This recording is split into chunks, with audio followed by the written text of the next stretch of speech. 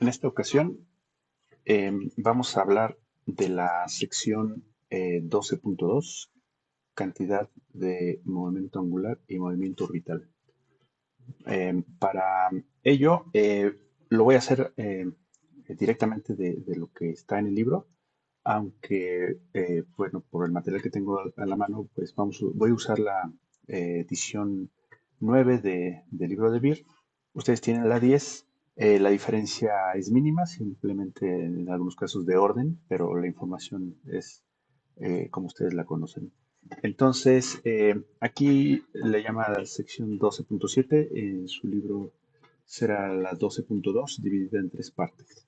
La primera parte, que tiene que ver con la cantidad de movimiento angular de una partícula y su razón de cambio.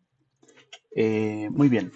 Mm, En este caso, lo primero que vamos a retomar es el asunto de que le llamamos momento lineal de una partícula a la cantidad que menciona aquí entre líneas, puesta como mb.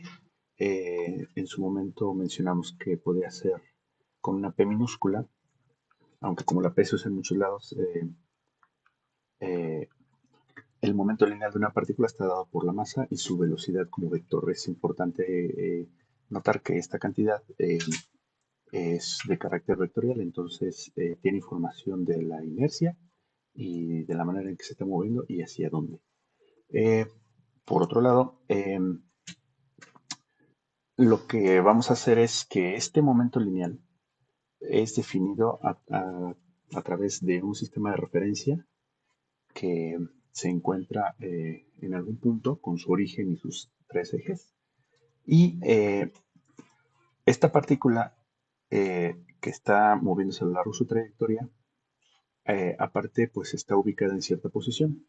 Para la posición de la partícula, pues es importante tener ya definido el sistema de referencia de tal forma que podamos entonces ahora definir una cantidad llamada cantidad de movimiento angular o simplemente momento angular de la partícula, definida con una H0. Como hemos dicho, los libros utilizan letras negritas, pero esta es una cantidad vectorial de este estilo. Eh, y la definición es el vector R eh, cruz el momento lineal, que ya lo pone desglosado como mb. Por supuesto, m es un escalar y aquí el producto cruz es sobre el vector de velocidad. Mm, Voy a tratar de ser un poco más ágil. Al final la información está aquí en el libro. Y bueno, si vemos un esquema del asunto, de lo que estamos hablando aquí es que la partícula que se encuentra en este punto P, la posición R que describe la partícula, la línea negra es la trayectoria y entonces aquí está el momento lineal de la partícula. Vista desde el sistema de referencia, en el punto donde que se encuentra la trayectoria, el momento lineal, eh, pues como está en términos de velocidad, pues es tangente a la trayectoria. Lo que observamos en esta figura es que hay un ángulo entre la dirección del vector de posición y el vector de velocidad que termina construyendo el vector de momento lineal. Entonces, ese ángulo es el que nos permite, digamos, en magnitud, establecer el, el momento angular de la partícula a través del producto de la magnitud de la posición, la magnitud del momento lineal, seno del ángulo que hay entre ellos. Esta nada más es la magnitud, como lo hemos comentado para cuando se calcula un producto cruz. Eh, Aquí vemos claramente que si la partícula se mueve en la misma dirección de la posición, es decir, que fuera un movimiento radial, el ángulo va a ser de cero y entonces no hay un momento angular de la partícula. El momento angular entonces lo estamos entendiendo como la parte que está desplazando de manera lateral a la partícula eh, y no tanto solo alejándola o acercándola. Si una partícula nosotros la vemos en un desplazamiento lateral desde nuestro sistema de referencia, entonces esta partícula está presentando un momento angular. Eh, bien, en las unidades, bueno, pues serán, eh, aquí está mi láser, metros por la parte de la posición, la masa en kilogramos y bueno, pues la velocidad de metros sobre segundo cuadrado y me quedan aquí unidades en el sistema internacional o las correspondientes en el sistema inglés. Como la cantidad original de momento angular se define con un producto cruz, entonces pues es natural tener que para su cálculo pues utilizamos un determinante para conocer las componentes del vector momento angular. Eh, en coordenadas rectangulares, bueno, pues las componentes x, y, z saldrán de ese determinante. Eh, y bueno, pues una simplificación usual es que hagamos que la partícula pues se mueva solamente en un plano. Por ejemplo, si designamos que el plano de la trayectoria es solamente el plano XY, entonces la componente Z de la velocidad será cero y el problema pues se termina reduciendo de tal forma que, como lo hemos comentado en otras ocasiones, el, eh, cuando tenemos dos vectores que por ejemplo, el vector de posición que está en el plano XY, el vector de velocidad que está en el mismo plano XY, la partícula se está moviendo en un plano horizontal, el producto cruz de estos dos vectores va a ser un tercer vector que va a ser perpendicular a ellos, de tal forma que una partícula que se mueve en un plano, eh, su momento angular como vector va a ser perpendicular. El momento angular, entonces, como dirección y sentido, lo que me está diciendo es alrededor de qué eje esa partícula está teniendo ese movimiento angular. Déjenme regresar aquí. Entonces, por eso es que en alguna parte del texto, pues menciona precisamente que el momento angular o la magnitud del momento angular solamente va a tener esa componente z. Bien, vamos a ver. Esto se puede poner, por ejemplo, en coordenadas polares. Como ya estamos en un plano, pues entonces en coordenadas polares, pues vamos a tener la posición de la partícula descrita por r y por un ángulo θ. Si tenemos la trayectoria de la partícula en esta línea azul, entonces el momento lineal de la partícula, que sería en la dirección de la velocidad, lo vamos a descomponer a lo largo de r y de θ. Entonces, esta velocidad, junto con la masa para que sea la componente del momento lineal, pues tendrá una componente radial y otra componente angular. Eh,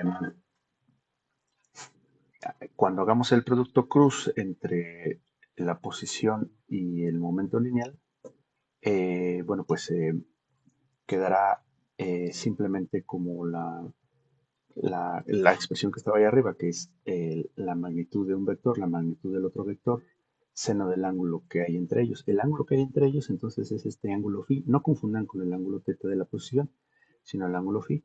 De tal forma que cuando ustedes ven B seno de θ en esta figura, la velocidad está aquí, seno de, estoy diciendo θ, pero sí, seno de phi, pues lo que me queda es la componente angular de la velocidad. Por eso es que v seno de θ se reduce a vθ.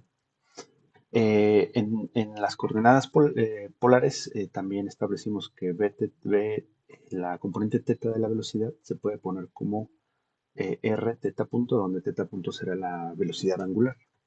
Y si hacemos esa reducción, en lugar de poner vθ, ponemos r θ punto con la r que ya estaba, reduzco a esta expresión. Y esta sería la magnitud del momento angular en coordenadas polares cuando la partícula se mueve solamente en el plano XY. Aunque esta sea la magnitud, sabemos que este momento angular, que es un vector, va a estar perpendicular a este plano, es decir, saliendo de la pantalla como lo estamos viendo ahorita. ¿Qué utilidad tiene poner las cosas en términos del momento angular? Voy a recordar aquí rápidamente ¿qué sucedía en el caso del momento lineal? Cuando teníamos el momento lineal dado como estaba ahí arriba y recordamos la segunda ley de Newton, recuerden que esta fuerza que está aquí en la segunda ley de Newton es una fuerza resultante, es decir, es la sumatoria de todas las fuerzas que se están aplicando sobre la partícula. Cuando toma uno en cuenta la resultante de todas las fuerzas que se aplican sobre una partícula, entonces se utiliza la segunda ley de Newton y termina dando la aceleración de la partícula. Esto que lo vemos como la derivada de la velocidad respecto del tiempo, eh, lo podemos ver para sistemas de masa constante como la derivada respecto del tiempo de m por v. Si pongo dentro de la derivada la masa porque dije que era constante, y entonces esto termina siendo la derivada respecto del tiempo del momento lineal, como lo solemos poner en otras ocasiones como p punto, ¿no? Donde el punto me indicará la, la derivada temporal. Eh, en realidad, esta forma de poner la segunda ley de Newton, también lo comentamos en su momento, es la forma más general que tenemos porque esta forma me considera no solamente los sistemas donde varía la velocidad y la masa se mantiene constante, como la mayoría de los que hemos hecho, o todos, sino que aquí cabe la posibilidad de que haya sistemas de masa variable que son, por ejemplo, cuando tienen un proyectil o un cohete que va desprendiendo gases, ¿no? Para poderse impulsar. Esos problemas no son muy complicados de ver y bueno, pues si da tiempo les dejaré un ejemplo por ahí. El asunto es que con la misma filosofía de aquí, en el sentido de que la derivada del momento lineal es igual a la sumatoria de fuerzas aplicadas sobre la partícula. Acá, si yo veo la derivada, en este caso del momento angular, eh, ¿qué cosa termino obteniendo de ahí? Bueno, la parte algebraica de derivar el momento angular está puesta en esta expresión donde ustedes pueden seguir el cálculo y ver que el término que resulta de derivar el momento angular de la partícula es simplemente esta parte de aquí, dado que el primer término termina anulándose porque es el producto cruz de un vector consigo mismo. Y si utilizamos la segunda ley de Newton en esta parte que quedó de masa por aceleración, es decir, ahí sustituimos la sumatoria de fuerzas en lugar de masa por aceleración, entonces la derivada del momento angular quedaría como el producto de la posición por la resultante de las fuerzas aplicadas sobre la partícula. Y a esa derivada del momento angular se le llama momentos o momento de una fuerza. En otros contextos o en otros textos, a estos a lo que también se le llama torca. Torca o momento de una fuerza son sinónimos. De tal forma que eh, desde este punto de vista, la expresión que está aquí nos termina siendo equivalente a la segunda ley de Newton, pero en lugar de fuerzas, para torques. Muy bien. Ahora, en esta versión del libro, eh, la siguiente sección tiene que ver con las componentes radiales y transversales de la segunda ley de Newton. Eso en la versión que ustedes tienen, que es la versión 10, no está en, en, en esa secuencia. La sección que sigue, dentro de la 12.2, es el movimiento bajo fuerzas centrales eh, y que tiene que ver con la conservación de la cantidad de movimiento angular. ¿A qué se le va a llamar una fuerza central? Bueno, pues si tenemos una partícula como está indicado aquí en su trayectoria y la única fuerza que está actuando sobre la partícula es una fuerza que va dirigida a lo largo de la línea radial, Eso es a lo que se le llama una fuerza central. Hay muchos ejemplos que pueden indicar una fuerza central. El típico, pues, es una fuerza gravitacional, por ejemplo, que es una fuerza de atracción y cuyo caso va a seguir de esta explicación. Pero también puede ser una fuerza eléctrica tipo ley de Coulomb, porque también es una fuerza que va dirigida hacia el centro de las partículas, o incluso de otro estilo como una cuerda, por ejemplo, que haga tensión sobre la partícula. Eh, entonces, eh, en general, la parte del análisis de un movimiento bajo fuerzas centrales, lo que toma en cuenta es que como la fuerza está en la misma dirección que la posición R, entonces el producto de, eh, para calcular la torca, que sería R cruz F, termina siendo cero porque R es paralelo a F. En la figura lo podemos ver. Y entonces la sumatoria de torcas aplicadas sobre la partícula pues termina siendo cero. Eh, y entonces el cambio o la derivada del momento angular eh, respecto al tiempo pues es cero.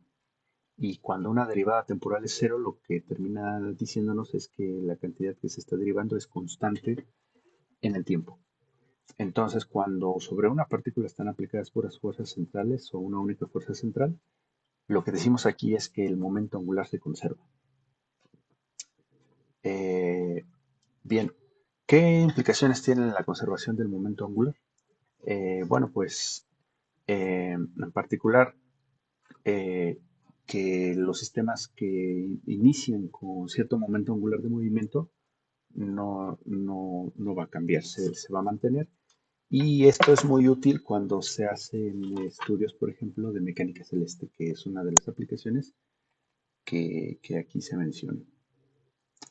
Am, para poder llegar a ese estudio de mecánica celeste, lo cual es muy interesante, me parece una de las aplicaciones más interesantes que tiene la mecánica de Newton, que es incluso una de sus, ¿cómo decirlo?, sus principales virtudes que tuvo en su momento es describir el movimiento planetario y cósmico, diría yo, a partir de estas leyes. ¿Cuál es? Pues la segunda ley de Newton aplicada a fuerzas o a torques. Para poder llegar a ese entendimiento, bueno, pues se hacen aquí unas consideraciones algebraicas para modificar esa conservación del momento angular, utilizando coordenadas polares, como se mencionó hace un rato, y tomando en cuenta lo que sí. Si resulta que el momento angular se conserva, no solamente se conserva como vector, sino se conserva en magnitud y en dirección. Entonces, en particular, la magnitud del momento angular, bueno, pues como se vio en la sección anterior, pues se puede escribir de esta forma. Y si esto vale en algún momento dado de la trayectoria de la partícula, pues también tiene que valer para algún otro momento diferente. De tal forma que esta expresión que está aquí me está dando que como es constante, vale para una posición o para otra y son iguales, se conserva. Entonces, al verlo de esa forma eh, y utilizar las coordenadas polares como se hizo en la sección anterior, podemos, en lugar de tener, déjame quitar estos rayos de aquí, en lugar de tener eh, una expresión como esta, se había modificado a ponerla en términos de la velocidad angular y de la distancia radial desde un origen para un movimiento en un plano.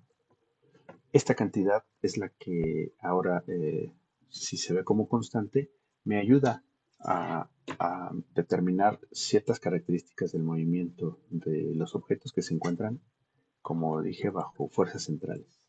Mm, Una de ellas o una de estas implicaciones de que esta cantidad sea constante bueno, se hace aquí una simplificación para que no dependa de la masa, vamos a ir haciendo por unidad de masa, y en lugar de tener la magnitud del momento angular, lo que se tiene aquí es la magnitud del momento angular por unidad de masa. Así lo podemos aplicar a cualquier objeto sin importar la masa que ésta tenga. Una de las implicaciones que tiene esta expresión de aquí es el asunto de que conforme la partícula se va moviendo a lo largo de su trayectoria, el vector de posición R eh, va barriendo áreas como se muestra en esta figura. eh, y lo interesante del asunto es que de aquí sale una conclusión que tiene que ver que el área que se va barriendo es constante conforme se consideran intervalos de tiempo determinados. Eh, Bien, la sección que también es parte de la edición 10 y que aquí viene enseguida, pues tiene que ver con la ley de gravitación universal. Hasta este punto solamente es lo que ya usamos, que es la ley de gravitación universal enunciada por Newton, nos sirve para determinar lo que llamamos aceleración de la gravedad para objetos que se encuentran cerca de la superficie de la Tierra y que nos ayuda a determinar la cantidad a la que llamamos peso. Este peso que consideramos constante en una franja bastante razonable de la vida, eh, pues se desprende de la ley de gravitación universal con esas consideraciones. Y menciona aquí precisamente que como la Tierra no es esférica, pues hay variaciones del valor de la aceleración de la gravedad y en realidad podríamos incluso calcular una expresión en términos de la latitud a la que nos encontramos del planeta. Bueno, el ejercicio que viene aquí y que también viene en la edición 10, en la edición 10 vienen dos. Aquí viene uno y lo que les estoy solicitando es que rehagan este ejercicio, lo revisen, vean cómo hace la solución el libro y que ustedes lo hagan de manera algebraica, porque ya saben que a este libro les gusta hacer las soluciones numéricas. Y pienso yo que haciéndolo de manera algebraica, que es casi ración del problema, les va a quedar clara la idea de cómo se aplican estos conceptos. Eh, como les digo, esta aquí viene uno, pero en la edición viene dos, en la edición 10 vienen dos.